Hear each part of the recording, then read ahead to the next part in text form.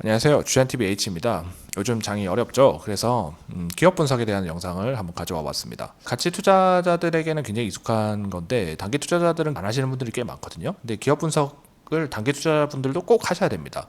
물론 장기 투자처럼 뭐 리포트도 보고 재무제표도 보고 뭐 보고서도 면밀하게 읽고 기업 탐방도 가고 이 정도 수준까지는 아니어도 뭐 그렇게 하면 당연히 더 정확하게 하겠죠. 근데 그 정도까지는 아니어도 최소한 이 기업이 망하지 않을 회사인가, 당장 내가 샀는데 내일 유상증자 뜨지 않을까, 내일 감자 뜨지 않을까, 내일 거래 정지 되지 않을까, 뭐 이 정도는 확인을 하셔야 될 거 아니에요. 만약 확인 안 하시면은 이제 문제가 생길 수 있는 거죠. 그런 것처럼 단기 투자의 경우에도 종목을 보유하고 있는 시간이 있기 때문에 아무리 짧아도 그 중간에 약재를 맞지 않으려면 기업 분석을 약간이라도 하긴 해야 됩니다. 그래서 아주 복잡한 방법이 아니라 정확도는 조금 떨어질 수 있지만 기본적인 것들을 빠르게 체크할 수 있는 방법에 대해서 얘기를 해보려고 합니다. 기업 분석을 하기 위해서는 키움 기준으로 설명을 드리면은 이 호가창에서 이걸 누르시면은 이제 기업 분석 창이 뜨거든요. 근데 여기 기업 분석에 나오는 이 화면은 키움에서 제공하는 화면이 아니에요. 이거는 이제 FN 가이드라는 회사에서 제공을 하는 거거든요. 이게 FN 가이드 홈페이지인데 이거는 뭐 네이버에서도 보실 수 있고 다른 증권사에서도 똑같이 이 화면을 제공하는 경우가 많습니다. 그래서 어디를 보시든 똑같기 때문에 홈페이지를 기준으로 한번 설명을 해볼게요. 일단 첫 번째 PER, 퍼 많이 들어보셨죠?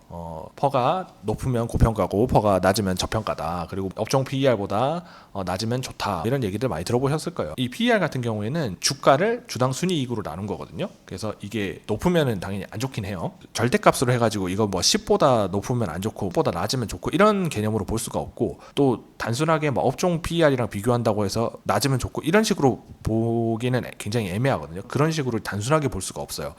어설프게 보면은 오히려 안 보느니만 못한 지표가 PER입니다. 자, 그래프를 가지고 설명을 해드릴게요. 자, 이 BP라고 쳐보죠. 이제 손익분기점 여기가 0입니다. 사업을 새로 시작했다고 하면은 처음엔 0이겠죠. 뭐 아무것도 돈 나간 게 없으니까. 근데 처음에 투자를 해야 되잖아요. 물건도 만들어야 되고 마케팅비도 써야 되고, 그러니까 당연히 마이너스겠죠. 그러다가 어느 순간 되면 물건이 많이 팔리기 시작하면서 마진이 많이 남아서 플러스로 전환하기 시작합니다. 그렇게 해서 이렇게 수익이 나는 그런 구조가 되어 있어요. 이게 일반적으로 기업의 이 그래프를 설명할 때 단순화해서 설명하는 그래프거든요. 그랬을 때 여기 적자인 부분이 있잖아요. 적자인 구간. 이 적자인 구간을 뭐라고 부르냐면 이제 데스밸리라고 해서 죽음의 계곡이라고 부르죠. 이 죽음의 계곡을 많은 기업들은 지나요. 처음부터 장사 잘 돼가지고 막 이익 팍팍 내고 이런 기업은 거의 없거든요. 그래서 쿠팡 같은 경우에도 계속 공격적인 투자하니까 저 죽음의 계곡 안에 들어가 있는 거고, 테슬라나 아마존 같은 경우에는 저기를 지나서 드디어 수익을 착착착 잘 내고 있는 거죠.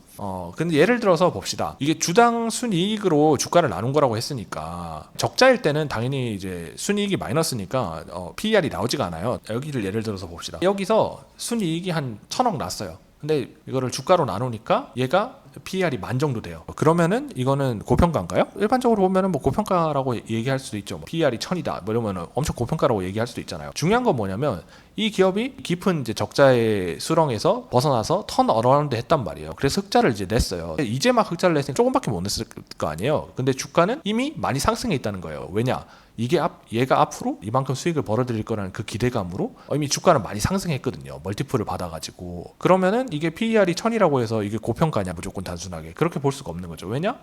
이 기업이 이익 성장을 꾸준하게 보인다면은 이게 1,000이 뭐 300 될 수 있고 200 될 수 있고 나중에는 50 10까지 떨어질 수도 있다는 거죠. 꾸준하게 이익이 성장한다면요. 그러면은 이게 지금 1,000이라고 해서 절대 고평가라고 볼 수가 없는 거예요. 그죠?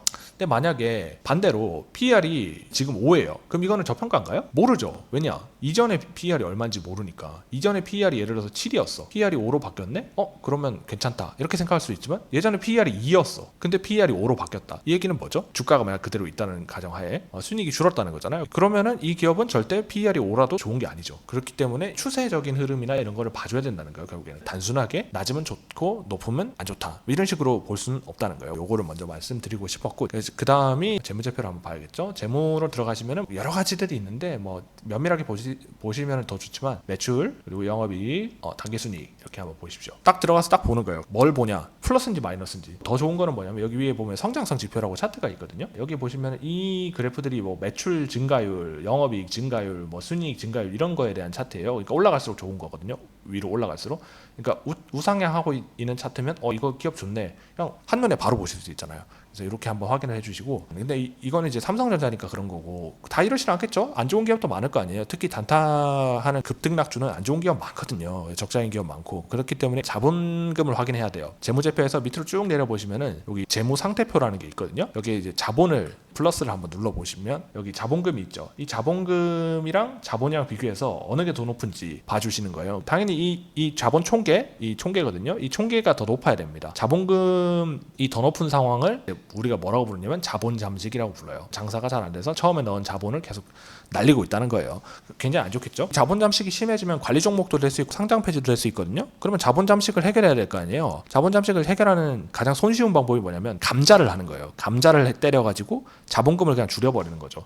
예를 들어서 자본금이 1,000억이다. 근데 자본 총계가 500억밖에 안 돼요. 그러면은 자본 잠식이 반이 된 거잖아요. 굉장히 안 좋죠. 그래서 이거를 10분의 1로 감자를 해버려가지고 자본금을 100억으로 만들어버리는 거예요. 그러면 순식간에 자본 잠식에서 탈출을 했죠. 이런 식으로 많이 하기 때문에 특히 우리가 상패 시즌이라고 부르는 2, 3월 달 이때는 굉장히 조심하셔야 돼요. 감자를 때려가지고 자본 잠식에서 탈피하려고 하는 기업들이 종종 있거든요. 그런 거를 생각하셔가지고 자본 잠식 있는지 없는지 확인을 한번 하시면 좋습니다. 그리고 자본 잠식이 아니라고 해서 무조건 안심할 수가 없는 게 적자가 계속 누적되고 있으면은 자금을 조달해야 되니까 유상증자를 하는 경우가 있거든요. 이제 과거의 유상증자나 이런 것들을 얼마나 하는가, 전환사채 이런 거 발행해가지고 돈을 얼마나 빌려 쓰는가, 뭐 이런 거를 알 수 있으면 좋잖아요. 그 금감원공시 공시 들어가서 보면은 당연히 삼성전자는 그런 게 없지만 여기에 보시면 전환사채 유상증자 얼마나 하는가 이런 걸 쭉 보실 수가 있어요. 근데 이거는 너무 복잡하잖아요. 막 다른 공시 5개 나오는데. 그러면 좀 더 쉽게 볼 수 있는 방법이 없냐?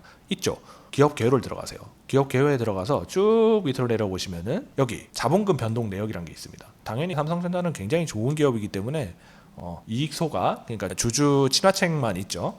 다른 기업을 한번 들어가 볼까요? 이거는 디젠스의 이제 자본금 변동 내역입니다. 제가 특별히 싫어해서 그런 게 아니고 그냥 이제 생각 나가지고 쳐본 거예요. 자, 보시면은 유상증자도 있었고 CB 전환이 있었던 거 보니까 전환사채 발행을 했었나 보죠. 그리고 BW 행사 이게 있는 거 보니까 신주인수권도 발행을 했었고요. 딱 보니까 알 수가 있죠. 이 기업은 뭘 좀 하는구나. 돈을 좀 어디다 빌려 쓰거나 아니면 주주들한테 유상증자를 하거나 이렇게 하는구나. 이렇게 이제 쉽게 보실 수가 있는 거예요. 근데 이제 중요한 건 뭐냐? 날짜죠, 날짜. 2018년이 마지막이었죠. 2018년, 2016년 그때이었고 2018년 이후로는 아무것도 안 하고 있죠. 그러면은 이 기업은 예전에 좀 했었는데 지금은 안 하는구나. 이런 식으로 이제 파악을 할 수가 있는 거죠. 여기까지 파악하셨으면 어느 정도 안심하실 수가 있어요. 근데 이거 같은 경우에는 유상증자나 전환사채가 진행되고 나서 나오는 거기 때문에 지금 현재 전환사채라든지 유상증자가 어떻게 되고 있는지가 궁금하시면은 따로 한번 확인을 해보셔야겠죠.